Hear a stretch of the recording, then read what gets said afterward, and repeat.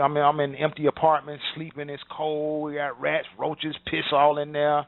I'm rolling up in carpets, dirty ass carpets, trying to stay warm and shit. We used to call them abandonmeniums. That's what we stayed in, abandoned apartments, or I might come up on. Abandonmeniums is what we used to call them. They weren't condominiums; they were abandonmeniums because they were abandoned apartments.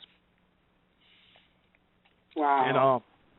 And I even slept like in a shopping center. I even slept like outside. It was like they had like a little wooded area back there. So I would go to the recycle dumpster where they had cardboard, and I would pull the cardboard out there, and I would lay that on the ground, and then I would kind of set it up a kind of way where you couldn't really see if somebody was laying back there. So I was sleeping outside. It was kind of a little warm, so it wasn't so bad. Dumpster diving. You know what I'm saying? I've been in the dumpsters and shit. Where I work, like this one particular plaza had this beauty shop. And in this beauty shop, you got all the clients and the people that work, and I was in there. Folks had food, Chinese food that they didn't finish and throw away. I was eating that stuff or what have you, and I would try to boost what I could. Just trying to make it, just trying to survive. And then I'll smooth talk my way into somebody's house who had everybody was smokers at, and end up getting me a spot in there to sleep at night. I always had a mouthpiece. I could always talk my way in or out of something. It was always something. Never really had to fight, and I wasn't even about that. It was all about just the verbal. And I was able to read people as well. I can feed the people's ego. If they got an ego, I can share to that. If somebody feeling pity party about themselves, I can cater to that. You know what I'm saying? I was just a chameleon. I could pretty much mirror anybody what they were doing. And later on, I come to find out I was just an empath.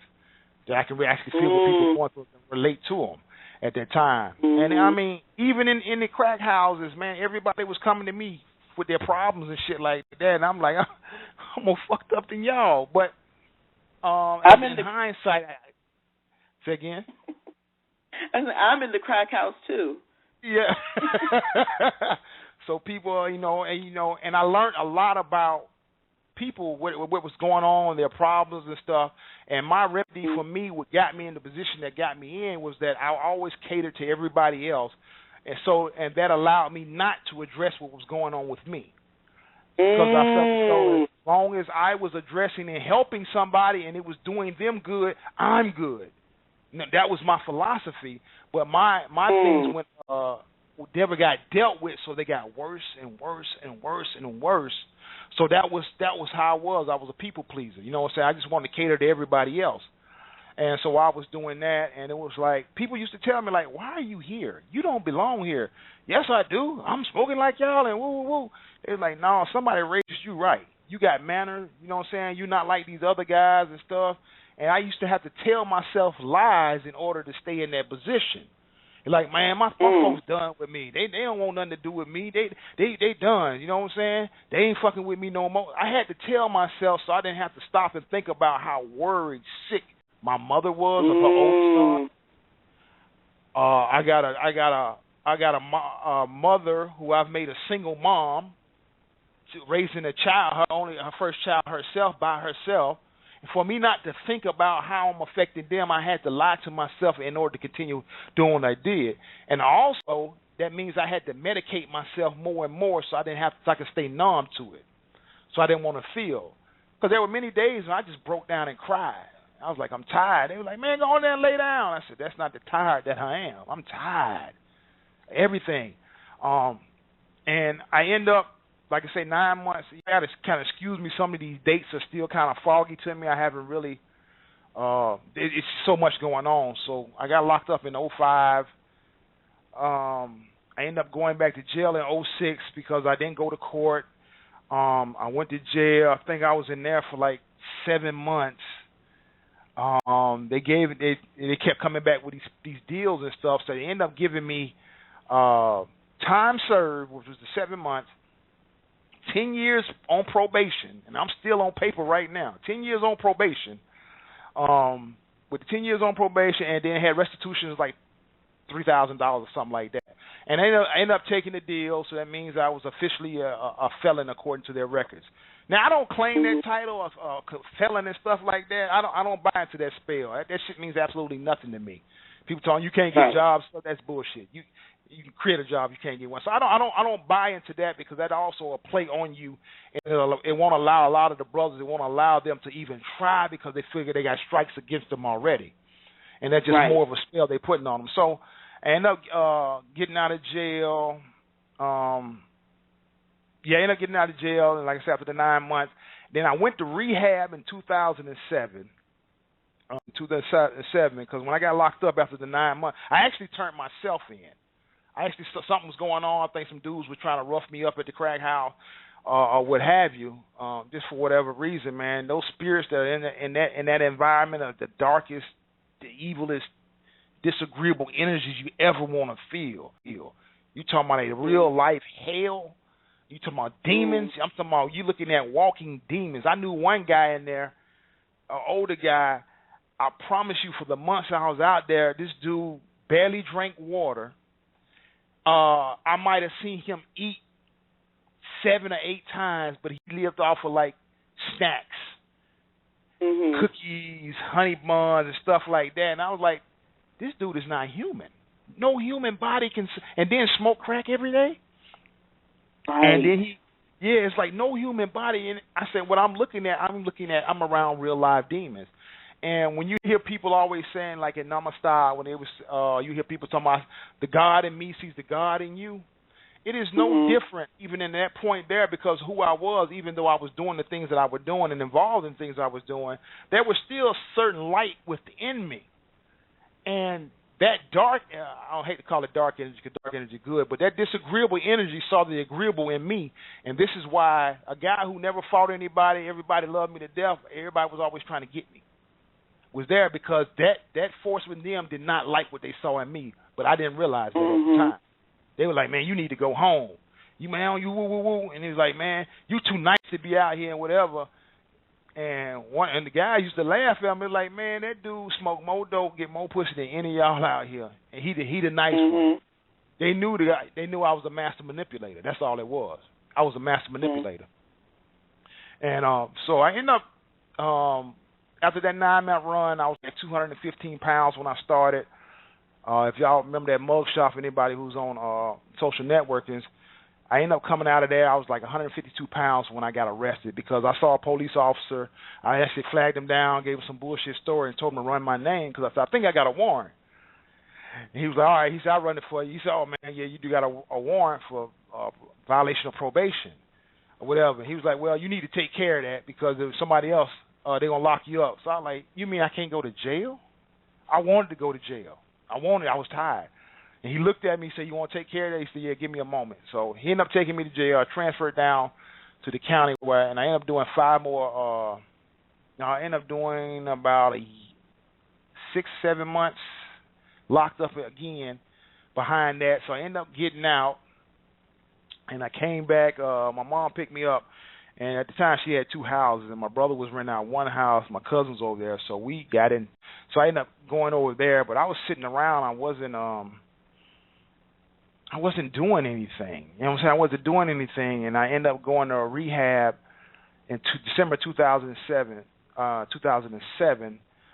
And actually, I remember the date was December 13th, because actually my father's birthday. And he transitioned in 2002 because of a home invasion. He was shot in the stomach and killed. Oh my God! Yeah, he was. And actually, at that time, he just had another baby, and he fought with addiction as well, and it got the best of him because his lifestyle also dwindled. So I watched him go from somebody so strong, and I watched him kind of fall from grace as well. But I continue, that was Dad. I loved him to life. All the way up until that day that it happened. And the beautiful part, kind of backtrack on that, my brother and I, he was like in one of the rooming houses where you can rent a room and stuff out in the Campbellton Road area in the southwest Atlanta. My brother and me, we were together, and we were over there with him in 2002. And we was drinking, smoking weed, we was just having a good time. And our little sister, who I actually found, we just rediscovered, she's like 14, 15 now. And we was with him that night, and something told him, he was like, man, I need to get a picture with all my children together. I don't have a picture with all y'all together. So we took pictures and stuff. Me and my brother with our little sister. She just a little a little tolerant at the time or what have you. So we ended up leaving there about 2 or 3 that morning. He came to me. He said, I need some money because I got to pay this rent. And I just went in my pocket, and I think I had like $80 cash, and I just gave it all to him. And he kissed me on the forehead and said, I love you. And we went back home. We hung over drunk. So me and my brother wake back up. We get a phone call and saying that your dad's been shot. And we was just with him that night. And we rushed back out to the house. You got police, newscasts out there, and police talked to us. He's like, we're just gonna take him out during the backs. We don't want all that in the front and stuff right there. So I ended up wheeling them out the back, and we went over to my uncle's house. I didn't cry at the time because, of course, I've never been taught to express my emotions. You got to be strong. It was a good way for me to mask. My brother, he was kind of going through it at the time, and I didn't cry for like 3 or 4 days. Not intentionally. It was just I was holding back, and then I was at a good friend of mine's house in his garage, and it hit me like a ton of bricks, and I was screaming, hollering, and I was just devastated. By the time I got letting all that out, I was exhausted. I couldn't even stand up. And he came down there, he heard me, he looked at me, and he just walked out there and let me have my time. He just let me have that time. Yeah. So that was like 2002. Then my daughter ended up being born 2 years later. And it's the crazy thing about it, when she was a baby, she had these big eyes. In the Bloodworth family, our men and I, we have these eyes. We got these distinctive eyes that we have. If anybody's seen a picture of my daughter, y'all see these eyes. And my dad had these big eyes. So when she was born, my dad's name was Walter Lee, but everybody called him Walt Lee. And when she was born, and family members who knew my dad, when she opened her eyes, they used to call her Walt Lee. They was like, that's Walt. Wow. That's little Walt. Yeah. So I always said that my dad sent her back to watch over me with his eyes. Absolutely. Yeah. Absolutely. So I ended up going to kind of jump back in the story. I ended up going to rehab in 2007 on his birthday. Once again, the ancestors are always guiding you, whether you realize it or not. Even then, so I went to rehab, and they were like, "Yo, you got any legal issue?" I was like, "No, I'm good. I'm clean. I'm violated probation so bad." So I was in there for 28 days, and something hit me and made me confess that I said I've been lying. In one of the morning focus groups, I said, I came in and said I don't have any legal issues, and I do. And the staff at the time was like, man, that's beautiful that you came honest. He said it takes people months, even years, to even get honest about different stuff. And so we got to do the right thing. Let's call them up and let them know what's going on, where you're at. He said, because you're court ordered to be in a rehab facility anyway. And a lot of guys in there, man, the same shit happened to me. You good. You know what I'm saying? They just going to let you do what you got to do because you're actually doing it. I was like, all right.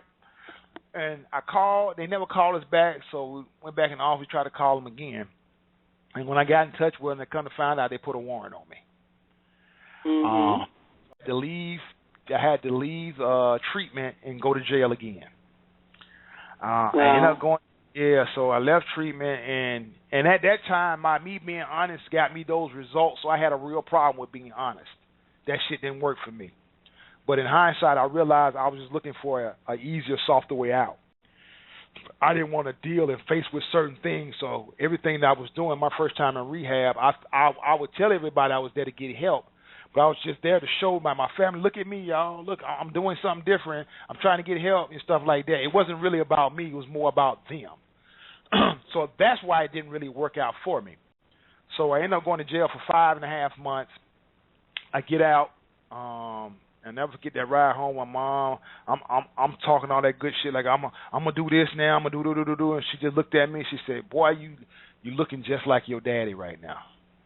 And it kind of, I was like, "Oh shit!" I turned into that. And she said, "Eric, what you got to do? What you gonna do with that little girl?"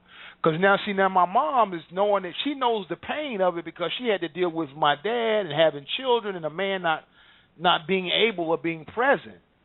So she's recognizing the pattern. She's seeing it. So she has these emotions and stuff that's coming up on her. And I was like, shit. Oh, okay. So I get back, standing over there with my brother, them, and this is like June of 2008. And when I got out of jail, June 5th. I remember that date. And I'm sitting around. Idle time is the devil's playground. I'm sitting around, not making moves. I'm not doing anything. One of my little partners who stayed in the back of the subdivision, he's an alcoholic. He would come over every day and we would drink. Now, mind you, I told you before, I can't do one without the other. Right. Because that's all I know. So, and they even told us in treatment, you can't drink alcohol. I said, my problem isn't alcohol, it's crack. So he was like, no, you can't have one without the other. I was like, so I found out the hard way. So after about a month of just drinking, I got a hot $20 in my pocket. And I fought myself going back and forth, the eternal battle back and forth to go back to this crack house that I was at before. I went back and forth for like 20 minutes saying no, and I gave in. For $20, I went over there, bought crack, and everybody was happy to see me, of course, because I got money. Bought crack, split it up with some other folks. I might have got about 2 hits, and now I'm sitting there stuck on stupid. No money, 10, 15 minutes, everything gone. So one of the partners pulled back up. He said, you back? I said, yes, I am.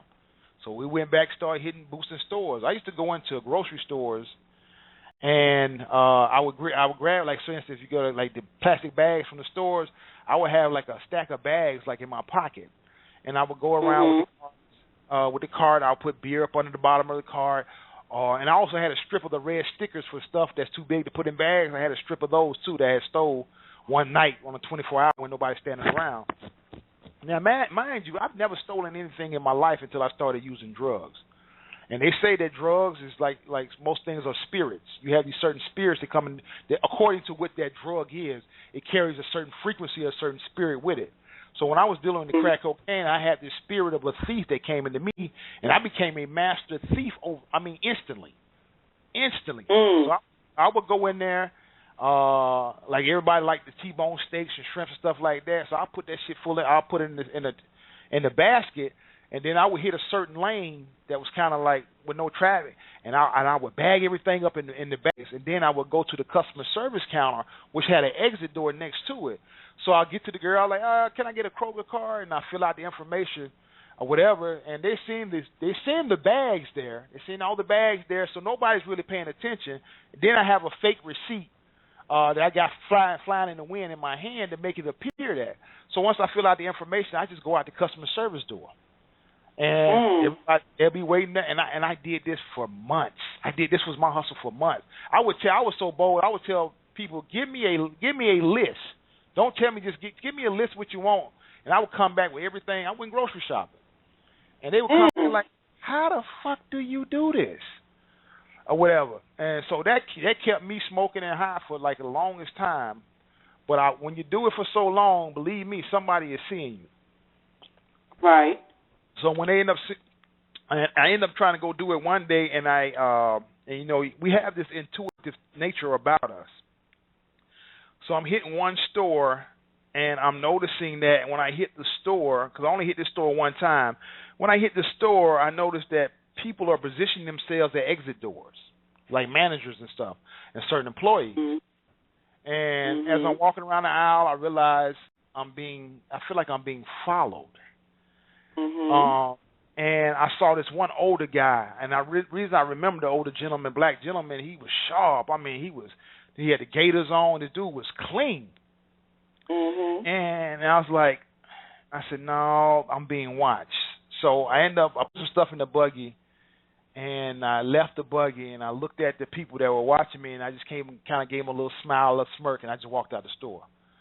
And I told the guy, I said, well, take me over to this other store. I'm walking around the other store getting ready to get some stuff. Somebody wants some cases of water or something. And I end up having, at the time I thought it was deja vu, because I see this same gentleman that was sharp to death with the gaiters on in this store across town. And I was like, wait a minute, yeah. So basically, I guess I've done it so much. Of course, they put out all points bulletin to all stores about this activity that's going on, because they even knew the truck that we were driving in for so much. And I got to that store, and the guy was like, what you need? The manager, he was real excited to help me. He said, well, we got some in the back and stuff like that. And I was like, well, hell no. So I said, Right. let me get up out of here. So I end up getting up out of that, and I was like, that hustle is dead because I'm being watched. They know exactly who I am, you know. And once Right. again, I never got arrested for it. You know what I'm saying? So that's the beauty part. I did get caught in one store. I got arrested one time for shoplifting. The police came, and I was ready to go to jail again because I was already tired. So I just want to go to jail, eat, and sleep. So I'm in the back of the police car, locked up, handcuffed. And the sergeant comes back over the radio. He says, "So shoplifting, blah, blah, write him a citation and give him a court date." So I end up getting out the car. They let me go, and I'm standing there like, I got to go back to this trap. And I was like, oh, fuck. So I go back to the trap. I don't have a hustle. If you don't have a hustle in the streets, you're going to starve. And you have no clout. I don't care if you a dope boy, you a crackhead, or you a hooker. If you don't have a hustle, you can't contribute to anybody in the street. You are worthless. So one of the girls put me on. She's like, man, hygiene. People need hygiene and stuff. They love that, you know, the body washes and blah. So I was back at it again. I was boosting body washes, getting just whatever I could get out of stores or what have you. So I've been out of jail. I got out of jail in June. I lasted for about a month before I hit the trap. That $20 kept me out there for another 4 months, homeless in the street. MIA again. I'm gone again. Just got out of jail. Just got out of rehab. So that was 2008. And there's so many different little stories in between. Me busting checks. I ended up getting busting these checks that this girl was stealing from her boss. And we was going busting these checks. I ended up going to one bank trying to cash a fake check, and they got hip to it, and they end up. She held my driver's license because I was going to cash it, and she was on the phone. Said, "I'll be right with you, sir." But once again, your intuitive nature pops up, and it's like she's calling the police. So I left my driver's license, everything. So they already had me, and end up. I done had people in the back of a car I was driving. I had driver's license, like the only legit person with driver's license. So that was my hustle. I would drive dope boy cars or people who pawn their cars for dope and stuff. I was the driver for everybody. And we would pick up people, and dope boys would rob in the back seat at gunpoint while I'm driving and shit. We had one white dude just jumped out the car at 30 miles an hour at gunpoint. Yeah. He was like, and nobody got his dope and nobody got his money either. And the insane part was that 2 or 3 days later, he back over in the same place with the same people that tried to rob him. That just shows you how crazy that dope is. So I'm hanging out in the streets in 2008, and some dope boy done gave me some shit to sell. And like I said, I'm that monkey who can't sell bananas. And I end up smoking up his bomb. I smoked his bomb up, point blank period. Oh my God. Yeah, I done smoked it up. And this dude here, he was a young cat, about 32, 33, and he been in jail since he was like 9 years old, juvenile up. You know what I'm saying? He been in more than he out, so you know what the type of mentality that I'm dealing with. And I was like, yeah, this is somebody I don't really want to fuck with. So I'm sitting back there on the back porch in November, and they got this thin jacket on. It's like it's freezing outside, and a little voice said, "We're done. That's it." And I said, "Yo, I'll be right back." And I started walking by 11 o'clock that night. I just started walking, and I ended up stopping at a hospital. And I went in there because I did have a chest cold, and they saw me in the emergency room. They gave me this prescription. Said, "Well, if you don't have any money insurance, go to this Publix grocery store. They'll fill it for free, the antibiotics." I was like, cool. And it was by that time I got released like 3 in the morning. It was Thanksgiving Day. I didn't know where I was going to go. I didn't know what I was going to do. I betrayed my family so many times before. It's nothing I could tell them. There's nothing I could tell them. They don't trust me. I end up having to, I sat there all Thanksgiving Day watching football, because that's a big football day. So I stayed in the emergency room, waiting room, watching football all day long. I slide across the street. I go steal some Arizona tea and some stuff to snack on. I come back. So I watch people get off of work and come back to work, because I've been sitting there that long, for an entire day. So the security guard was like, "Say, brother, I know that you've been sitting here for a while. I said, "Yeah, my people coming to pick me up now," so I had to bounce the spot. I had to get up out of there. Right. I didn't know where I was going. I knew one thing: I was not going back where I left. That's the only thing I knew. I wasn't going back. So I end up on the back side of the hospital. They got a detox place. I actually tried to get in there 2 months prior, but they turned me away because they were too full at that time. And I ended up with my head down walking back to this trap because I couldn't get up out of it. So every day there was something else I needed to learn while I was out there. And I ended up going back to the detox, and the lady said, well, we are kind of full because, when it's cold, everybody want to get clean because they try and get off the streets and get somewhere warm. And she was like, so if you're unable to get in here, what do you want to do? And I said, what the fuck do you care? And she said, well, I'll get a nurse to evaluate you. So the nurse called me to the back, sit down and ask you some questions. So I'm just sitting there. I don't know. I must have had this look on my face that I was done or something. She just started filling out paperwork, and they let me in. No questions asked, no evaluation, no nothing. They just let me in. So I ended up spending 19 days at the detox, and this is where my voice came in at while I was in detox, because it was mandatory that we go to the meetings that they had, an AA meeting, whatever. And at every single meeting, I started speaking up. And a lot of the guys took to me who were like running the meetings, and he was like, man, you got a lot of anger in you. He said, you are pissed off. And I was like, no, I'm just telling you how I feel. No, you got anger in you. Because, how I've lived my life and how I've let people down, and I hadn't been around with my daughter and whatever, and then having jail visits, my daughter up there, seeing me, I got to talk to her through a glass and shit like that. And when she was younger, she didn't really understand what a daddy really meant, because she said one of her friends from the nursery got picked up. Her daddy picked her up, and her mom. And she asked her mama, and she's like, "Do I have a daddy?" And, and when I heard about daddy, I was sick. I was sick. But when she came to jail and she saw me through the glass, my mama said, "Who is that?" She said, "Oh, that's Daddy." She knew who Daddy was because I was present there in the first year of her life, which sealed the bond that we have today. And I got my voice in those rehabs. You know what I'm saying? I started seeing myself or what have you, and I end up going back almost a year to the date back to the same facility that I had to leave to go to jail to. I went back to them December 17th, and I got there, and the decision was made. I was done. And I went through there. I was there for about a year or so in the transitional housing and things of that nature. I ended up getting a temp job, working 9 to 5 in a warehouse. I was actually working at the facility on weekends as a weekend staff, so I had like 2 jobs. I was making money. I was just working on. They ended up putting me in a transitional house after being 10 months inside the community, the community part where everybody slept at. So the ministry, it was a Christian program, so the pastor ended up buying a couple of properties across the street, right across the street from the church, and had them renovated. And he was going to make those transitional houses. So I was the first one that they put in transitional houses because, we can trust you and blah, blah, blah, and things like that. So I ended up staying in the house. It's like there's like 8 bedrooms, 4 bathrooms. I'm staying in this big house by myself for like 5 months. And this was the first time I had ever stayed by myself, because either I was roommating with somebody or I was married. I've never stayed by myself. I never got my own apartment until I was 38 years old. You know what I'm saying? I'm 43 now. I never had my own, by myself. I've had apartments. I've never been by myself. And I had ended up being in this, and I was going through, I ended up dating one of my homegirls who she was trying to get clean. So she got issues, I got issues. That shit didn't work out. And I had been celibate for like 17 months.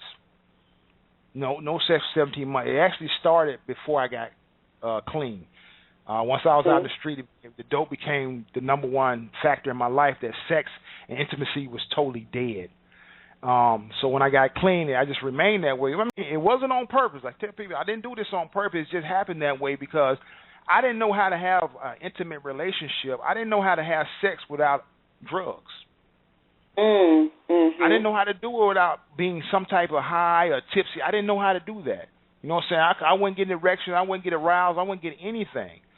So it's like I was very nervous about trying to be intimate with a woman, because it's like, how am I gonna do this without the crack?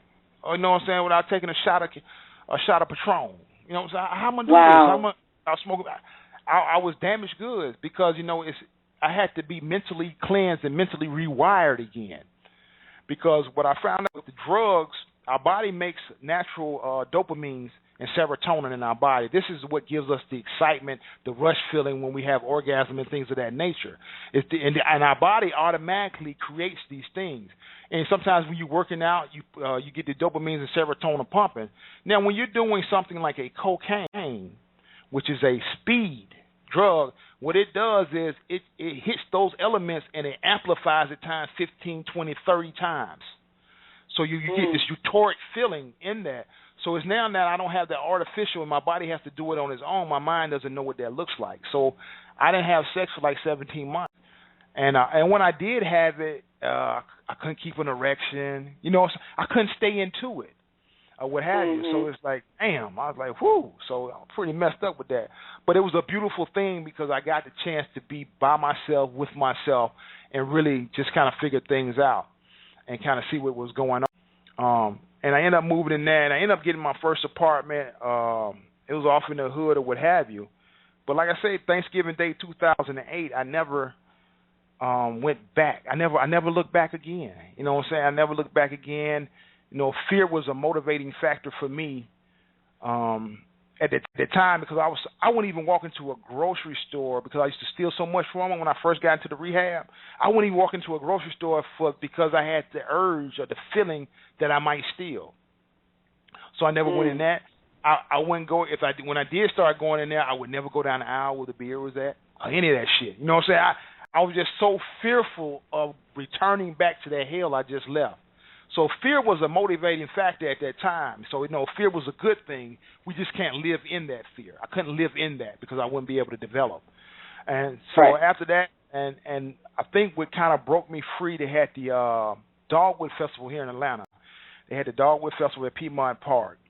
And I'm at the rehab facility, and I'm trying to get all these guys, come on, man, let's go down here and enjoy ourselves.